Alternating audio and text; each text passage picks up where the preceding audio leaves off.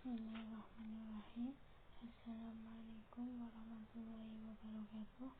Alhamdulillah, alhamdulillahirabbil alamin. Wa bihi nasta'in ala umuri dunya waddin. Wassalatu wassalamu ala asyrofil anbiya'i wal mursalin wa ala alihi wa sahbihi ajmain, amma ba'd. Yang saya hormati Bapak dosen pengampu ilmu pendidikan Islam, Bapak Muhammad Miftahul Ulum, serta teman-temanku yang berbahagia. Saya di sini akan mempresentasikan tentang pendidikan sebagai sebuah sistem. Yang pertama, pengertian sistem dan pendidikan. Sistem dapat diartikan sebagai suatu kesatuan unsur-unsur atau komponen-komponen yang saling berinteraksi secara fungsional dalam memproses masukan menjadi keluaran. Dan pendidikan adalah usaha sadar yang dilakukan untuk memberikan sebuah ilmu atau pengajaran kepada seorang individu yang bertujuan untuk mencapai suatu tujuan pendidikan. Sedangkan pengertian dari sistem pendidikan itu sendiri adalah suatu strategi atau cara yang akan dipakai untuk melakukan proses belajar mengajar untuk mencapai tujuan agar para pelajar tersebut dapat secara aktif mengembangkan potensi dalam dirinya yang diperlukan untuk dirinya sendiri dan masyarakat. Yang kedua, komponen-komponen suatu sistem. Yang pertama, pendidik.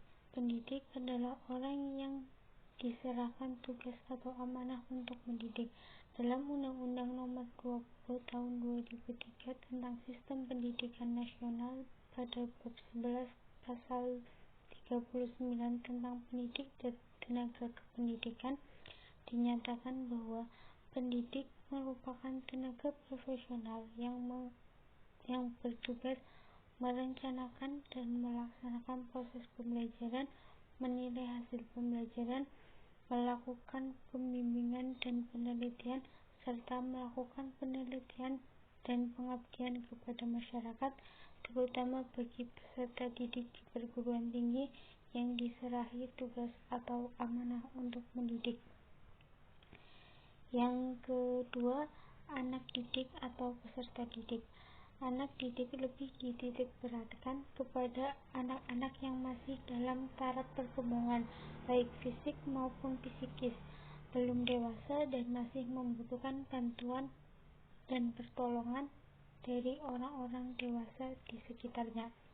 Sedangkan peserta didik mengandung makna yang lebih luas, mencakup anak yang belum dewasa dan juga orang yang sudah dewasa tetapi masih dalam taraf mencari atau menuntut ilmu dan keterampilan. Yang ketiga, ada tujuan pendidikan. Tujuan utama dari pendidikan adalah mengembangkan potensi dan mencerdaskan individu dengan lebih baik.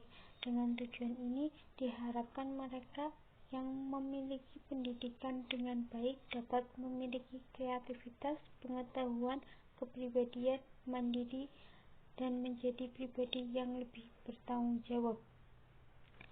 Yang keempat, ada alat pendidikan. Alat pendidikan adalah segala sesuatu atau apa saja yang dipergunakan. Segala perlengkapan yang dipakai dalam usaha pendidikan disebut dengan alat pendidikan. Yang kelima, ada lingkungan pendidikan. Lingkungan merupakan salah satu faktor pendidikan yang ikut serta menentukan corak pendidikan yang tidak sedikit pengaruhnya terhadap peserta didik. Lingkungan dapat berupa lingkungan sosial dan lingkungan non-sosial. Lingkungan sosial berupa lingkungan yang terdiri atas manusia yang ada di sekitar anak yang dapat memberi pengaruh terhadap anak, baik sikap, perasaan, atau bahkan keyakinan agamanya. Misalnya, lingkungan pergaulan. Dan lingkungan non-sosial adalah lingkungan alam sekitar berupa benda atau situasi, misalnya keadaan ruangan, peralatan belajar, cuaca, dan sebagainya. yang dapat memberikan pengaruh pada peserta didik. Yang keenam, ada isi pendidikan. Isi pendidikan merupakan komponen yang tak kalah penting dari komponen pendidikan sebagai sistem yang lainnya. Komponen yang ada di dalam isi pendidikan mencakup materi atau bahan yang diajarkan oleh pendidik. Yang ketujuh, metode pendidikan. Metode pendidikan adalah cara untuk mencapai tujuan pendidikan. Banyak cara yang dilakukan oleh seorang pendidik yang tentunya metode ini mempunyai kelebihan dan kekurangan masing-masing. Ada beberapa metode pendidikan yang ada di antaranya yaitu yang pertama, metode diktatorial, yang kedua metode liberal, yang ketiga metode demokrasi, dan yang keempat sentimental dan persuasif.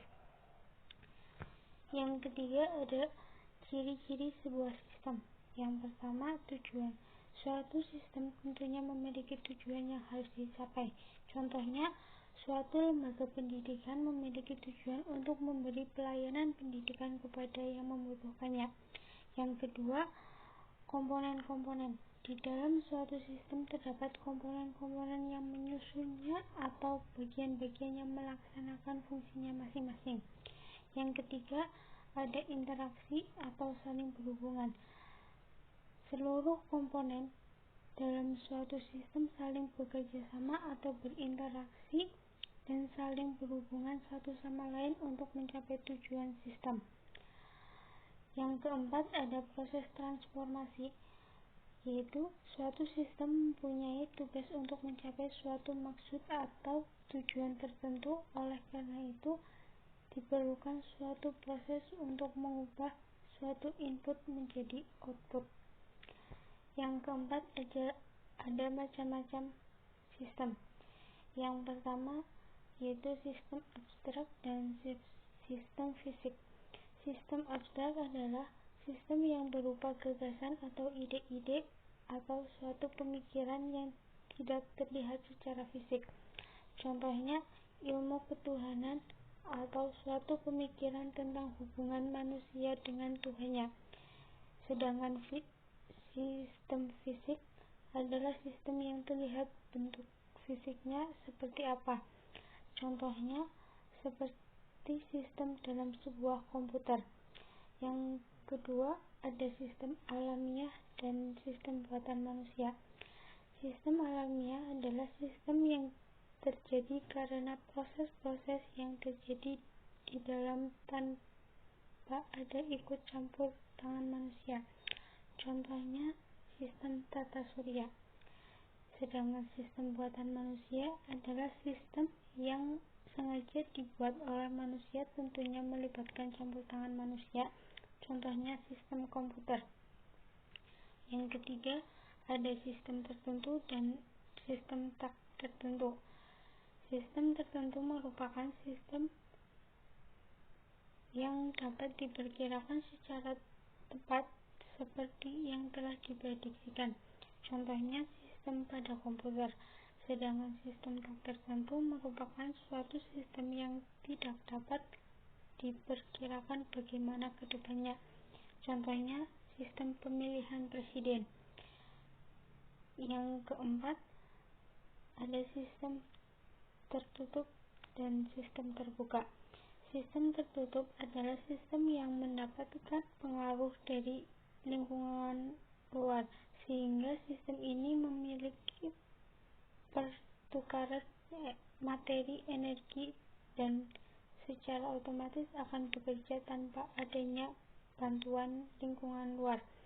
Sedangkan sistem terbuka adalah sistem yang berhubungan dan mendapatkan suatu pengaruh dari lingkungan luarnya, mengubah input menjadi output. Contohnya, sistem keorganisasian.